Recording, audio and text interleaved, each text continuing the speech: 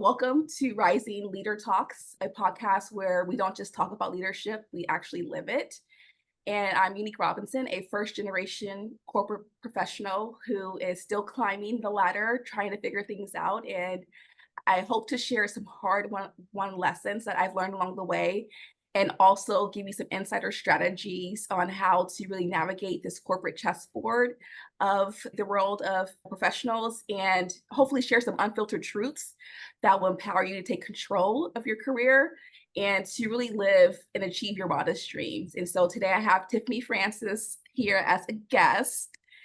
And Tiffany is a dynamic powerhouse, a trailblazer. And I don't want to sell her short as far as her accomplishments, so I'll just give a quick intro on her bio and read it now. So Tiffany Francis is the Chief Talent Officer at Publicis Media. Publicis Media harnesses the power of modern media through global agency brands, Publicis Collective, Publicis Health Media, Spark Foundry, Starcom, and Zenith, as well as Global Accelerator PMX. Francis is a people leader and a culture cultivator and has a knack for relationship building, primarily partnering with CEOs and leaders. She drives organizational effectiveness, maximizes the potential of their teams. As a strategic business partner, coach, and consultant, she enjoys helping leaders develop and execute their functional strategies, and she is rolling up her sleeves and simply making things happen within her team. She's curious, driven, and always looking for a challenge to go beyond the status quo. She has expertise and background in leading people across teams of varied industries, including media and advertising, ad tech, software, and telecoms. Before Publicis Media, Tiffany was Chief People Officer at Magnite. Am I saying that right? Magnite. Magnite. And before that, she was Chief Talent Officer at 360i. Prior to that, she spent 5 years in the Caribbean and Central America as head talent for Digicel, the #1 provider of mobile services in the region. And Tiffany has an impressive career of over 20 years, leading global recruiting for efforts. In the last decade, she's been in the executive suite. She's a award-winning visionary. She's been featured in Ad Age. And just this year alone, Tiffany, I saw that you were recognized as one of the top 25 women in talent chief officers in 2024, which is remarkable. Thank you. Just want to welcome you and just thank you. So excited to be here. Just listening to you kind of go through the bio. It's not something that, I generally am accustomed to. I just kind of get in the office and do the work. But I appreciate you kind of just giving me the opportunity to take it all in. And yeah, it's been a journey. And 20 years is crazy. It doesn't feel like it, but it's flown by. And you look good doing it. You look amazing. You look fresh. It's not killing you. It's not taking Ooh, you out. Some days. Does it look like it?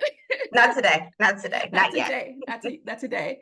What I like to do, Tiffany, is that I use this metaphor about the corporate chessboard. And in chess, there's about 6 different pieces that people can use. And so I like to ask the guests from their point of view, what chess piece currently represents them at a pivotal time in their career, either past or present, that really resonates with them. It's interesting. So, as you know, I am not a chess player. I don't know a ton about chess. However, I think if I just think about, most recently, the role that I play in my career, it's really more about the role that I play in others' careers. So, I would liken it to, an off guard in basketball. So it's the person that does the assists, right? It's the person that makes sure that an employee or a person, or in my case, I have a lot of mentees, gets from point A to point B, and that person is an ambassador. That person is the one that is ensuring that their name's always mentioned in a room, just kind of helping them get to their end game and achieve their goals. Because personally, I mean, obviously we all have goals we want to achieve. I still have things I want to do in my life, but I have professionally achieved pretty much everything I want to do. So now it's my turn to kind of turn around and pull somebody else up. So whatever piece on the chessboard that may be, that is me. I love that. Thank you so much for sharing that. I think it's very important to have people, especially in your position, who reach back and pull others with you. That's such an admirable thing to do. And I know just from our relationship and connection, you've done that for me. I remember seeing you on a panel when I started Ep01. There was a Publicis Media, a Publicis panel for young professionals of color within the agency, and you were one of the panelists, and I was just so struck. Like, I'm like, I have to know her. I don't know Aw. how. I have to know her. She is just so sharp, intelligent, and just everything. Like, you're just like the North Star, my dream, my vision board. And then I reached out to you. You were so accessible, and you Yeah, immediately embraced me. And it wasn't like, okay, she's in the C-suite and she's far removed. Like, you made it very no. accessible for me to reach you. And I remember, like, the story that really sticks out to me. I remember when I set up our in-person meeting, and I reached out to you prior and was looking to, I kind of just make sure I offer some, gratitude, and I asked you about your coffee order and if I should book a conference room, and you were like, no, you could just come to my office. I'm like, okay, sure, and I didn't think anything of it, and I walk up. I'm like, you're on one of the most elaborate floors at Publicis Group, and I walk in your office, it has this amazing view of New York. I'm like, man, I felt so silly. Like, yeah, just book a conference room. And I remember you saying, like, No, oh, that was so cute of you. Like, I had no idea the that depth is and so funny. vastness of, what it meant for you to be in the position that you were. That is so fun. I love that story. And I admired you so much for that. Like, I'll get a room. What's your coffee order? Like, oh, girl, get up to this office. And I was just like, I'm like, where am I? It was just a fabulous office. You were looking at me, and I'm like, wow, like, she Um, is, let me know at that moment that what I'm striving for to, go down this journey to the C-suite as possible. yes. And it was just for me to see you, a person of color, in this amazing office overlooking and having this great team. I was like, wow, like, it's possible. So with that said, Tiffany, I would love for you to kind of share your journey with the listeners as far as kind of how you come to where you are today and kind of how you've navigated your career. Yeah, so as you have already disclosed, this has been a 20 plus year journey. I'm sorry, there's so many ambulances. I'm in the city here today. I apologize. So yeah, it's been 20 plus years. So once I graduated from college, actually, let me step back before that. So I am not first generation college graduate. However, I am first generation college graduate, corporate America. Okay. So my parents did attend college. They are in education. They were teachers. They're both retired. So I always knew that I wanted to go to college. That was like, it wasn't a matter of, am I going to college? It's just like where, what type of school. So I decided that I wanted to go to an HBCU. I grew up in predominantly white settings my entire life, which is, it's fine. It provided a very different type of background for me. But when it was time for me to kind of break away at 17 years old and go off to college, I knew that it needed to be an HBCU. So I attended Hampton University in Virginia, which was life changing. It obviously gave me an entire different perspective on life and my future and what I could be. And I'm from New Jersey, a small-ish town, so obviously the tri-state area is pretty much all I knew. So I go to college in Virginia, and then there are people from California, Texas, I just places that I for me were like, oh, I'll never see them, I've never heard of them. And it just gave me a totally different outlook on like what our people of color, people that look like me, that look like my parents, can do and can achieve. So that's kind of like the foundation. And then after that, I went to law school, and I intended to practice law. That was my goal. That's what you're supposed to do. You made it. You got to be a lawyer, a doctor, right? An engineer, like something along those lines. My parents were educators, so that's good. But now, you have to elevate that. So that said, I started out with that path, and ultimately it kind of morphed into employment law, and then, HR, and those type of things. And then I left the law firm and I got into corporate America. And then, that probably was a huge, kind of shift in my career trajectory. And, I worked for some television stations, some advertising, and then, I'm doing HR. And then just progressively moving through the ranks. I started very, very junior. I started doing any and everything basically, that I was required to do, but not necessarily being intentional about what I wanted to do with my career, where I wanted to take myself. So I'm trying to think, probably I was about 30 years old. I took a job at a startup company in New York. It didn't succeed. I was the head of HR. A couple days before Christmas, I had to terminate everyone in the company. There were like 60 people, including myself. So it's literally fire everybody, fire yourself, turn off the lights, go. And at that point, I had to establish some really good relationships with leaders in that company. And they were like, we have a huge operation in Central America and the Caribbean. I'm like, okay, yeah, that's cool. Would you like to do a 6-month contract in Barbados? Like, helping us with HR. And I was like, okay, let me get this straight. New York City, it's freezing cold. I have no job. You're offering me to go to Barbados. Like, yes. Yes. Right. I mean, like, what Like do you, when? is it When a are we question? leaving? What time? So anyway, I do that, and that started my expat career. So I ended up doing that 6-month contract, and then, another country came up. Can you go to Jamaica? Can you go to Trinidad? Can you go here? So it just ended up being a 5-year stint of basically working for this telecoms company, doing HR, going into each country where they wanted to establish their business, hiring people, learning the labor laws of the countries, and doing that, setting it up, moving on, doing that, setting up, moving it to the next country. So I must have been unique. I have to tell you, probably 12 different countries over that 5-year period. And it was amazing. I mean, I can't even, begin to tell you how much, getting a different perspective. So I talked to you about the perspective of going to Hampton and meeting people from other states. Just imagine, a totally different hemisphere, different countries and continents. It's just, it's something that if anybody has the opportunity to do, you should do. If, people are afraid, they were like, you were there in Nicaragua. I'm like, what is Nicaragua? Like, this just is something that didn't really resonate.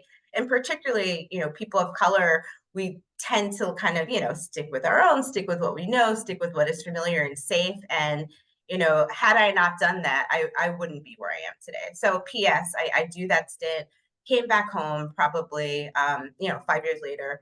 I decided, this is like too good to be true. I'm traveling all over. At some point, you got to settle down, meet a partner, maybe have some kids. So anyway, I did all of that.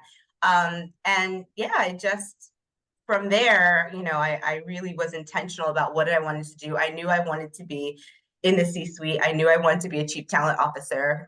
So that's what I did. And when I keep saying be intentional, because that is really important, because we have a tendency to take on roles or do things or take advice from people that doesn't necessarily align with our career goals just because we think it's the right thing to do, or we don't necessarily have enough self-worth to put a stake in the ground and say, no, that's not for me. And that's not the direction in which I want to go. And yeah, that's what I did. I love that, Tiffany. And as you're saying, being intentional and having the courage to go Yeah. somewhere foreign. As you say, as you mentioned, a lot of people in this position, when this is their first time entering the corporate world, will be a little scared about doing something like that. What was it that emboldened you to be able to take that move? Was it some advice from a mentor? Or was it just you intuitively?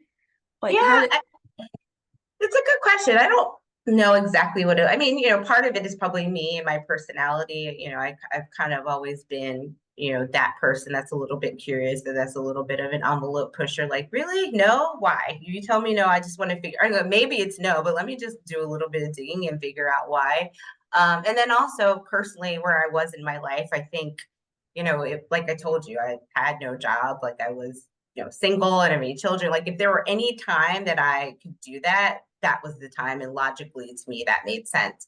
And from a mentorship perspective, I didn't really have mentors until probably around that time when I joined Digicel. I joined that company. It's an Irish-owned company.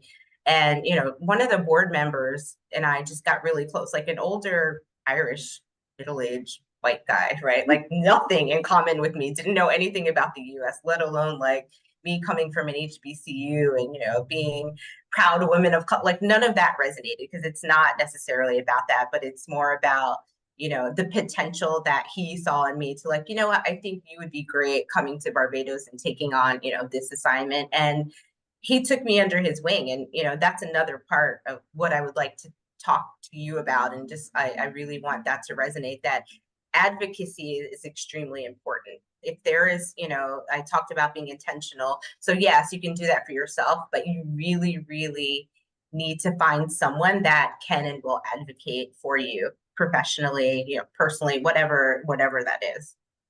I love that. And you're talking about intentions. Can you kind of describe what that looks like? Because some people that, as they hear intention, they may not know kind of what the steps kind of are involved in being intentional. What does it mean? Like when you say Yeah. be intentional?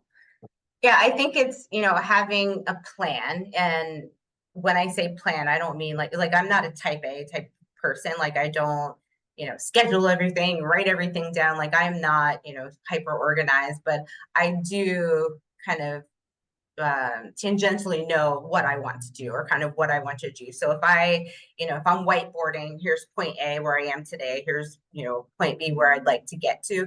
What does that look like? So what are the steps that I need to take to get there versus like, okay, well, I know where I want to get. Let me just sit back and wait and see what happens and, let things happen around me to get me to that place. I decide, or I try to decide to the best of my ability within my power and within my reach, the things that I would like to do or the steps I would like to try and take to get there. So, like I said, I knew that I wanted to be an executive. I knew I wanted, maybe not necessarily in the C-suite, whatever that means, because that means a variety of things at different places. But I knew I wanted to be in a position to run a team and of leadership and being able to, make an impact and help others. So I always knew that I wanted to do that. So what do I need to do to get there? So I need to start out, as I told you, I did all the jobs, start out as, the assistant, the coordinator, they wanted me to do payroll at one point. So, there was a time when HR was like personnel. I don't know, you might be too young to know personnel, but personnel, like pushing paper, like payroll. Oh, I cut my finger. Do you have a Band-Aid? Like that type of, like I did all of those things. But for me, I am, in my mind, I'm a strategic leader, right? I align with business goals. Like I want to understand the revenue goals and the teams that we need to put in place to get there, right? So that's a very different, scenario than where you start out in HR in my case. So that's more about intentionality, like understanding where you want to get and the steps that you yourself need to take versus, where people may necessarily try and push you. I love that. And again, you being, chief talent officer, you run across a lot of people in their careers who are trying to navigate and from all walks of life and background. So is there advice you would give to anyone who doesn't really know what they want to do and how they can begin to kind of craft that narrative for themselves? Yeah, I mean, I think it depends on where you are in your life and your career, right? Like if you're talking to a college grad or a recent grad or, somebody that's mid-career that, potentially is not doing something that they want to do and they want to make a change. But again, I think going back to mentorship, advocacy, finding someone that is, like-minded, that you admire, that is doing what you think you want to do, or that may appear to have it together, which nobody has it fully together, by the way. I just want to be very transparent about that. But and seeking that out, seeking out advice, seeking out someone that has been there before, that can actually, bring you along or give you advice, because it's very hard to navigate alone. I don't know anyone that has successfully done that. And I don't think anyone that has risen to the level of success in their career will ever not give credit to someone or something else. And if they Yes. do, it's like, to me, I think that's a fraud. I Yes. don't buy that at all. I agree. I agree with you 100%. You need to attach your cart to a horse or whatever the saying, like you need to attach and find something that is, like-minded and that you can aspire to. I love that. And I think you're spot on with that. I haven't run across anyone who hasn't had some help. And I think sometimes when it comes to people who are first generational in a corporate setting, they're sometimes apprehensive of asking for help because they don't want to seem like they don't know what they're doing. It's like no one really knows what they're doing. Everyone's trying to figure it out, right? Right. So Right. and being in the place you are, I know you lead a lot of teams, one of them being LVMH, which is an amazing brand, by the way. When you told me you were That. leading talent acquisition for that, I was like, how amazing, one of the biggest luxury brands ever. Are there things as you're looking at talent, are you noticing that there are some things that people are doing that not necessarily wrong, but that they could be doing better to position themselves as they're beginning to, make moves in their career and or looking to go into these, luxury, well-known global brands? Like, have you seen some kind of patterns that people are doing that they maybe should not be doing, Hmm. or what's working, Yeah, maybe? I mean, so for me, that's an interesting question because, I come from a different generation, obviously, than the generation that now is coming into the workforce. So, I think it's not necessarily what candidates are doing or need to do differently. I think it's employers and it's the employer's perspective and the way that we need to look at things differently because things have changed, right, significantly, particularly since the pandemic. So there is this, employees and people that are in the workforce, you may be looking for a job, but you also know what you want. You know that you want flexibility. You know that you want, the ability to do what you want to do, chart your own path. All of these things are very important for employers to realize that we need to kind of open and expand, our horizons and our knowledge of what things used to be in the past. So that said, as someone that we're in the job market right now, I think for me, I would be extremely open. So I know I talked about being intentional. However, openness is key because employers now are not necessarily looking to fill jobs with people that are like the people that were in the jobs previously. Now we are looking, I'm looking at resumes, I'm looking at profiles of people that I would not have looked at in the past. I'll give you an example. So usually when we post a job, it says college degree required, right? Master's degree preferred, or this licensure, or this and this and that. That's gone. Those days are over. Like that's not what's important. The importance is, the individuality of the person, the diversity of their skill set and thought, their diversity of their background, all of those type of things. So anything that makes you special or different from somebody else is what you need to play up. That's what you need to play into. Obviously, you need to be able to speak intelligently about the job that you're going for and have some skills that would align with that. But I think more importantly, the individuality and the diversification of what you can bring to the table is really, really important. Like, I don't want to see more of the same when I'm Yeah. looking to fill a very specialized role or even a general role. But if you have like a client like LVMH, like they don't want just run of the mill, like your normal, whatever, media planner, buyer, negotiator, whatever it is, programmatic specialist. It's somebody that does something differently. So that, if I had to give any advice, it would be for a job seeker to do that, whatever makes you stand out. And from an employer perspective, it's kind of being more open and understanding that times have changed. Like, now employees are like, you got to pay me a stipend for clothes because I got to come to the office. Like, it's just a very, very different playing field. And, both sides need to realize that. I love that. Thank you for sharing that. And I kind of goes into the next question I have for you, which is around kind of is there a time where you've had to kind of navigate office politics or anything you face as far as a challenge you've had to kind of use a certain code or certain language or method to kind of move through it in your position or in your career? Yeah. I mean, every day, I think every day, you know, corporate politics exists everywhere. There is nothing you can do to kind of get around it. It doesn't matter how senior you get into the ranks, how much you elevate, like there are always politics. But, for me specifically, I think, there's this kind of sense of I don't want to say lack of belonging, but it's you're very, very cognizant of the fact that you are different and not necessarily just different, but like almost like an only. Like a lot of times you are an only. And when I say an only, like just, maybe if we're sitting around a room of an executive team, there might be, a few women, maybe two Asian women, but there's always just me, right? Like generally speaking, you do not see other people that look like you. So that's fine. Like we can, we'll have our meeting, we have our camaraderie, we chat. But at the end, when we all walk away, it's kind of like never really felt like I always belonged. And that is something that, I've struggled with for a very long time. I'm okay now. I've been in my job for a long time. I've been with this company for a lot of years. These coworkers have become friends and family, but that is something that I don't think ever really goes away.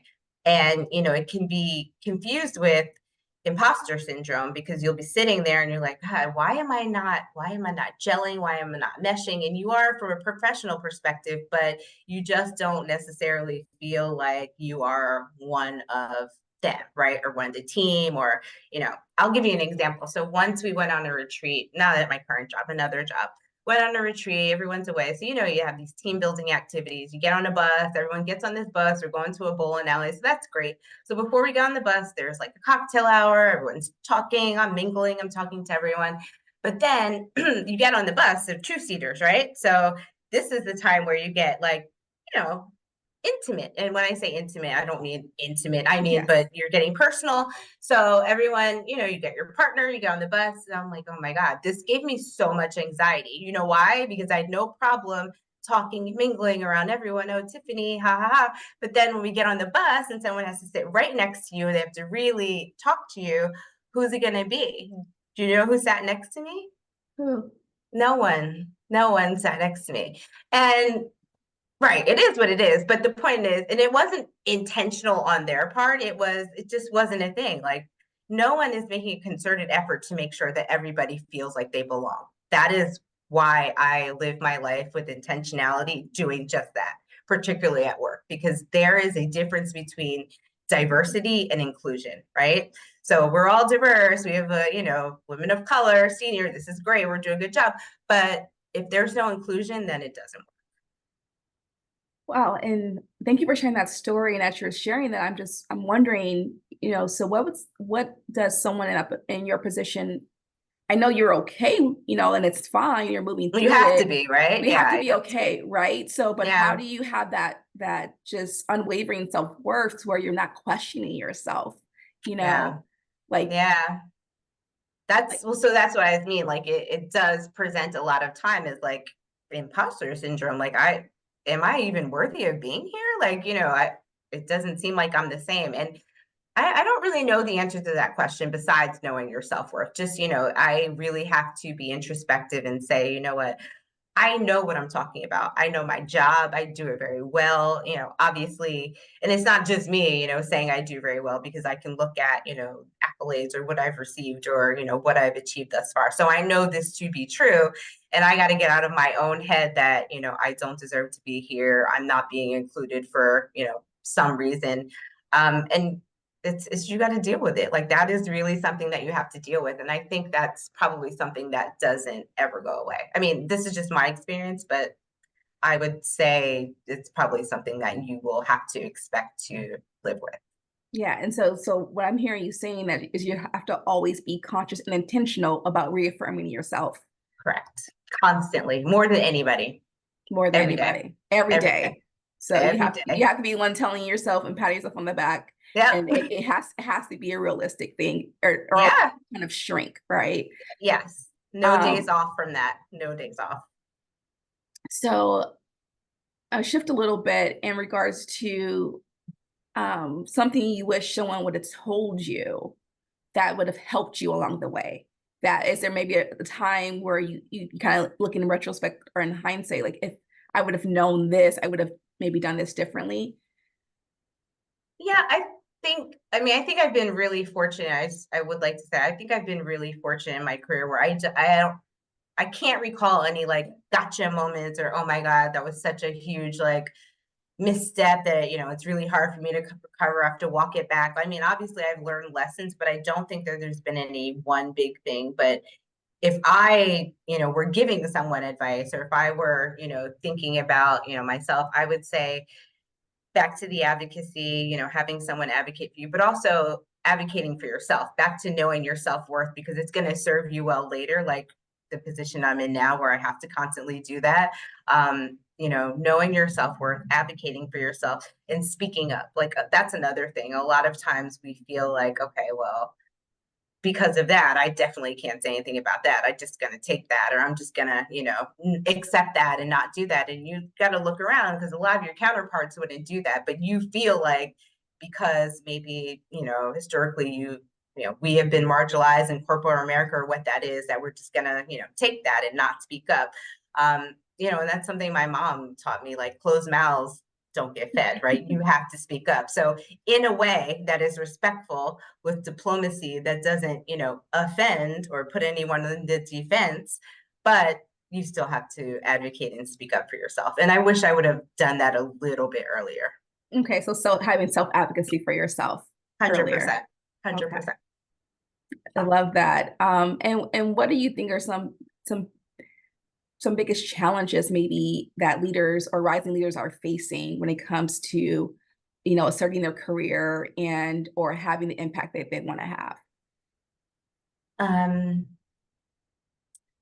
It's an interesting one. And, a lot of these questions that you're asking are they're personal to my experiences only. So I just want to, obviously that's a given, but I want to preface it by saying that this is just my experience, might not be true, might not be anybody else's, but, I do notice that from people that, I mentor, or, people that are more junior that I see trying to accelerate, sometimes it's challenging, kind of, with the interpersonal relationships with leadership, and middle management or middle managers that are trying to become into leadership, particularly with people of color from different cultural backgrounds, because sometimes we just don't necessarily need to say all the things we think, or react to everything we feel like we need to react to.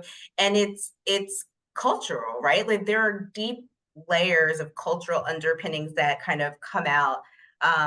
And sometimes they resonate, they come out in the workplace. Sometimes it's in our personal interactions, but you gotta really know, and this is something that is learned, I think, when to show up and present a certain way, and when to kind of just keep it inside, when to take it on the chin, when to not take it on the chin. Like, that is something that's learned. Like, I can't teach it to you. Your mama can't teach it to you. You have to go through it. And I see a lot of people struggling with that. And then, that puts leadership on the defensive, like, oh my God, she's so aggressive, or she's so closed, or I can't even talk. All of those things are things we have to learn, and they're not necessarily right. They could be, a lot of time, they're microaggressions. I'm just going to go ahead and say that. And I'm not saying, accept microaggressions and deal with them, but I'm saying learn how to navigate them. Once you learn those things, it's much easier to elevate, because we can be in our own way, right? Just kind of doing that. I don't know if that makes sense to you. I'm trying to be very... It makes perfect sense, and it resonates with me. And I'm so glad that you're sharing that, because I hear sometimes, and I'm just going to say, I think it's bad advice when people are saying, be your authentic self. And, you have to be, just who you are. And that, and if they can't accept who you are, then, that's not the place for you. And I don't believe that. I've been in situations where maybe my authentic self isn't going to be received because there's a barrier of understanding. Correct. And I think that's a disservice telling people from different backgrounds to be authentic in a space that is really governed in a particular way. And that's why, like I mentioned, like these hidden codes, or these unsaid things that people don't know. Like, there's certain things you cannot say, or you should frame them in the way, or just, there's sometimes just, sit there and just listen. You don't always have to have a reaction. And I think sometimes we get put in that trap that, well, I'm not being real. And I remember someone telling me, well, you're, it's kind of being fake if I talk to, because I don't really like them. And I'm like, it's not being fake. You have to work with them, right? Yeah. So, and you have to find a way to not make it personal. And you may not like a person, but you have to find a commonality to where you can actually work in unison with that person in a respectful way. And it's not being fake or code switching, or not being yourself. That's why I kind of had this analogy of playing the game. You do have to play a game to a certain extent. Like, this has been I say a multi-century type of institutionalized culture that I don't believe I'm going to go die on the sword and being the one that's unique and change everything. Right. Yeah. It's you hit the nail on the head. it's very controversial, particularly, among people of color, Black people in particular, because there are different schools of thought. I mean, I am all for authenticity. I am all for showing up as, as you are, as you're comfortable being. But to your point, there's a time and place and space for everything. And you don't need to be all of the things all of the time, everywhere. Yes. And the sooner we learn that, we will get out of our own way, and that will allow you to elevate. I love that. Thank you for sharing that. Is there a piece of advice that you kind of live by? I don't think nothing that I haven't told you already. Like I think, like I said, it's really about putting yourself first, moving yourself forward, because only then can you help others. And that is, again, it depends on the audience. It depends on where you are in your career, which part of this will resonate with you. But, in the beginning of your career, mid-level of your career, advocate for yourself, push for yourself, open your mouth, speak your mind in a way that will resonate with your audience that is diplomatic, right? So that I caveat it by saying those things. And then seek out mentorship. Don't be afraid. Exactly what you did, like with me, and you saw something, you wanted to make it happen, you made it happen. Like, don't be afraid to do that, because no one's going to do it for you. No one's going to just sit back like, oh, let me go look for so and so I can pull them up. Like, that's not going to happen. It's not going to happen. It's just like somebody that's like, oh, I'm single, I'm never going to find a partner, and they never ever leave their house, right? That partner is not coming to your couch. They're not going to find you, right? So you have to make a concerted effort and be intentional about what you're doing. And then again, like knowing your self-worth, because it's going to serve you throughout your entire career, because you're going to have to reaffirm that all of the time. I'm worth it. I should be here. I deserve to be here, because you're going to need that. Thank you for that. And in addition to that, I'm just curious to know from your perspective, being Chief Talent Officer, Executive Vice President, leading these large brands and global, entities. Is there something in regards to developmental that you would kind of recommend, or certain qualities that aspiring leaders should work on to develop, whether it's soft skills or hard skills? To be able to transition, whether they're mid-level looking to go to senior, or they're early in their career looking to go to mid? Are there some developmental skills that are necessary that people need to have as they're moving through the ladder, that are important skills to work on? Yeah, I mean, I think there are a lot of foundational skills, but it also depends on, kind of what industry you're in, what you're doing. I mean, the hard skills are important. So obviously you need to be in tune to what is going on, like the latest, and then beyond the latest. So constantly learning. I mean, I am a huge advocate of learning, self-taught, also structured courses that you can do, on LinkedIn. In our company, obviously, we have Marcel, which is a huge, network and library of learnings that are self-paced. So always continuously, seek out learning. That's what I would say. Invest in yourself.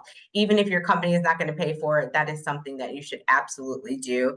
And then from a softer skill, personal, I think leadership training, management, understanding what your working style is, whatever type, maybe it's some type of behavioral training. I don't know, like I use DISC, for example. There's Myers-Briggs. Like, there are all type of personality assessments you can do, but you need to know where you stand first, right? And then as far as a leadership perspective goes, there are thousands of trainings. I would invest in that. I'd invest in a coach. If you feel lost and you don't, know in which direction you need to take, I would absolutely think about life coach, professional coach, leadership coaches, all of those things. Like, to me, that's in line with like a therapist. It's definitely something that we need to not steer away from, and we should continuously be learning. I still do trainings, like just continuous learning and education is really important.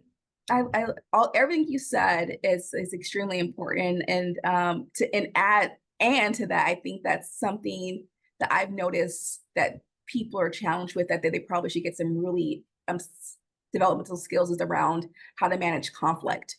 I think that managing conflict, most times, especially for people who are first gen and or a color and multidimensional and and backgrounds. I think managing conflict sometimes looks different for different people. And I think as you're moving through leadership and through the ranks, if you can master conflict, how to master in a way that's progressive and inclusive, as you said, I think that that will be a great skill for people to learn as well. 100%. I mean, you're going to deal with conflict every single day. So Mhm. yeah, the sooner you learn to manage that and, you know, how to navigate it, the better. I mean, navigation is like, I keep using that word because it really is navigate. Like you're literally doing this Mhm. all the time, constantly. And you know, but that's important because if you don't navigate, you're staying stagnant. Yes, stagnant. And sometimes people see conflict as something that's negative, and actually, conflict actually can be very healthy. It's Yeah, something. Innovation comes from conflict. Creativity comes from conflict. You're pushing the barriers, right? And some people, stay away. Well, I know, not confrontational. It's like, no, you can have a voice, and you can actually have. I call it a healthy sparring of ideas. So, yeah, being able to use it in a positive way is not always negative. agree, agree. Okay, I know we're getting close to the end of our time, so I would love to know, kind of on a personal note, Tiffany, kind of like what lights you up, what makes you happy and smile.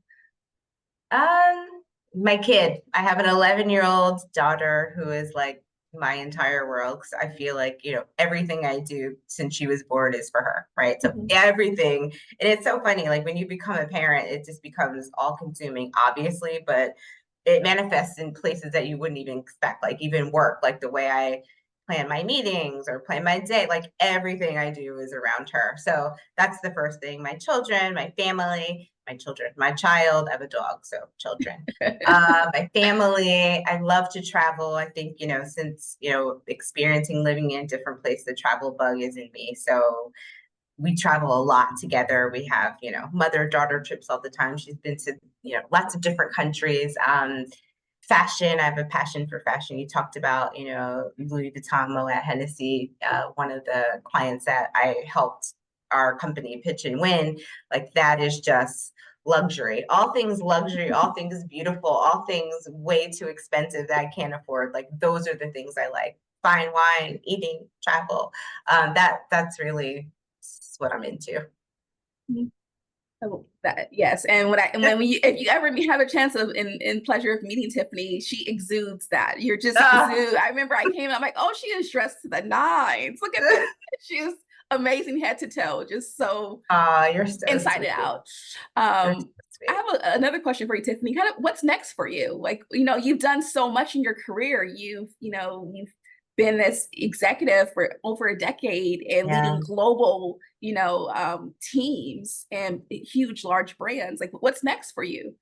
Yeah, it's interesting that you asked that because I would say probably over the past 2 to 3 months, I've really been thinking about that because, you know, I'm in my late 40s. Like I'm getting to that point where it's like, okay, I still have the passion, but like I don't really have, I don't think physically I have it in me for much longer. So, I mean, I don't know exactly what it's going to be. What I would like to continue doing this work that, you know, helps other people. So that's important to me.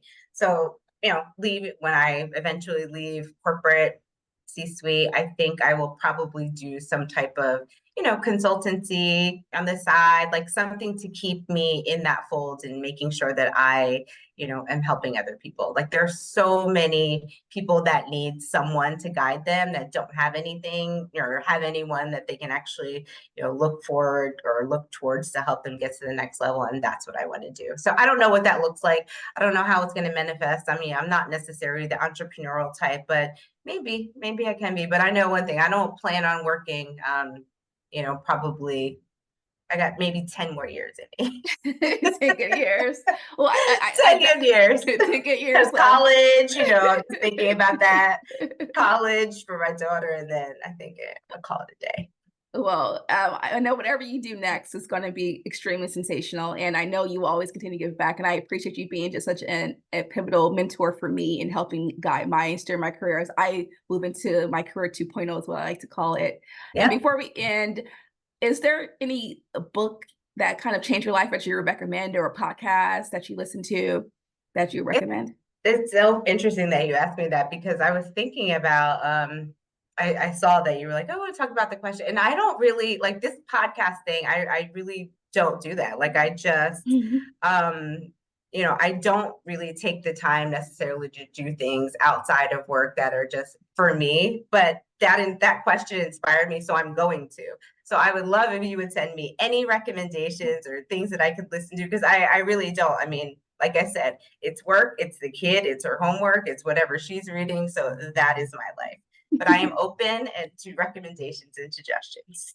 Well, I have a ton of books. I'll probably send you over a couple for But I sure. have to, yeah, they got to be podcasts or audio. Like I can't like take out a book and read it. I gotta Oh listen to no, no, it. Okay. I listen to audiobooks all the time. Okay. Okay. There's a recent book that I was recommended by a senior executive over at Live Nation, which was I think it's the Diary of a CEO.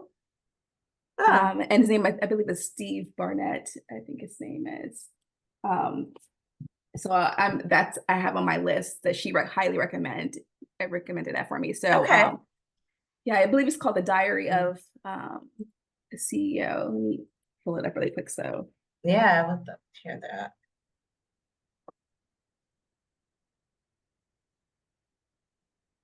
yeah, the Diary of a CEO with Stephen Bartlett. Perfect. So that's one we can, explore together Yes, and probably exchange notes after we both listen to it. I would like that. Yeah. Well, Okay. Tiffany, you have been absolutely amazing. Again, I can never thank you enough just how just influential you have been since day one. You open arms to me, and I just really thank you for just your thought leadership, your guidance, and just your care for helping people, follow the path and reaching back. So thank you so very much for being here today and for having this amazing conversation with me. Thank you for having me. I feel so honored, honestly, like being your inaugural podcast. I just feel like I really appreciate you. I really, really appreciate you. And like I always tell you, keep shining. Never, ever, ever stop doing what you're doing and stop being you. Like I wish I had had that drive when I was, you know, at your stage in life. So keep it up. I'm very proud of you. Thank you so much. That means so much to me. Okay. Okay, Bye. bye.